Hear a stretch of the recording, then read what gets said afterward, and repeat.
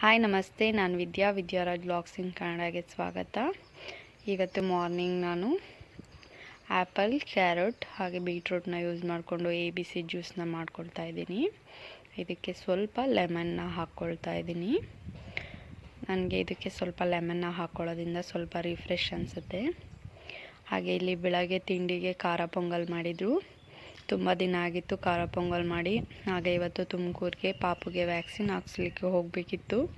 ಹಾಗಾಗಿ ಅರ್ಜೆಂಟ್ಗೆ ಬೇಗ ಆಗುತ್ತೆ ಅಂತ ಕೂಡ ಅಮ್ಮ ಖಾರ ಪೊಂಗಲ್ನೇ ಮಾಡಿದರು. ತಿಂಡಿನ ತಿಂದ್ಕೊಂಡು ಪಾಪುನ ರೆಡಿ ಮಾಡಿ ನಾವು ಸಿದ್ಧಗಂಗಾ ಹಾಸ್ಪಿಟಲ್ಗೆ ಹೋದ್ವಿ. ನಾವು ಪಾಪು ಹುಟ್ಟಿದಾಗಿಂದನೂ ಅಲ್ಲೇ ವ್ಯಾಕ್ಸಿನ್ನ ಹಾಕ್ಸ್ತಾ ಇರೋದು. ನೋಡಿ ಟೋಕನ್ಗೆ ಎಷ್ಟು ಕ್ಯೂ ಇತ್ತು ಅಂತ. ಅವತ್ತು ಡಾಕ್ಟರ್ ಕೂಡ ಲೇಟ್ ಅಂತ ಹೇಳಿದರು ಬರೋದು. ಅಲ್ಲೇ ಕ್ಯಾಂಟೀನ್ಗೆ ಹೋಗಿ ಮಧ್ಯಾಹ್ನ ಊಟದ ಟೈಮ್ ಆಗಿತ್ತು. ಬಟ್ ಅಲ್ಲಿ ಊಟನೂ ಸಹ ಖಾಲಿ ಆಗಿತ್ತು. ರೈಸ್ ಸಾಂಬಾರ್ ಅಷ್ಟು ಬೇಗ ಯಾಕೆ ಖಾಲಿ ಆಗಿತ್ತು ಗೊತ್ತಿರಲಿಲ್ಲ. ನಾವು ಪೂರಿ ಹಾಗೆ ಕಾಫಿನ ತೊಗೊಂಡ್ವಿ.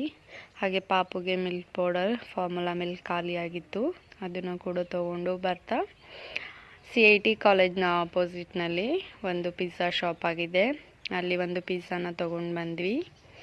ಹಾಗೆ ನಿಟ್ಟೂರಿನಲ್ಲಿ ಬರ್ತಾ ಸೊಪ್ಪು ಬೇಕಿತ್ತು ಮನೆಗೆ. ಕೊತ್ತಂಬರಿ ಸೊಪ್ಪು, ಕಿರುಕ್ಲೋಲೆ ಸೊಪ್ಪು, ಸಬ್ಸಿಗೆ ಸೊಪ್ಪು ಹಾಗೆ ವೀಳ್ಯದೆಲೆ ಬೇಕಿತ್ತು ಮನೆಗೆ.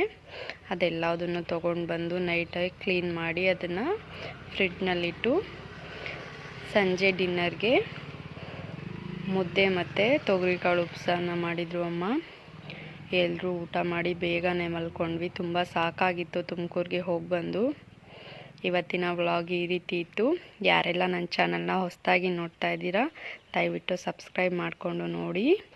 Thanks for watching. ಹೀಗೆ ಸಪೋರ್ಟ್ ಮಾಡ್ತಾಯಿರಿ, ಲೈಕ್ ಮಾಡಿ ಹಾಗೆ ಶೇರ್ ಮಾಡಿ, ಕಮೆಂಟ್ ಮಾಡಿ. Thank you.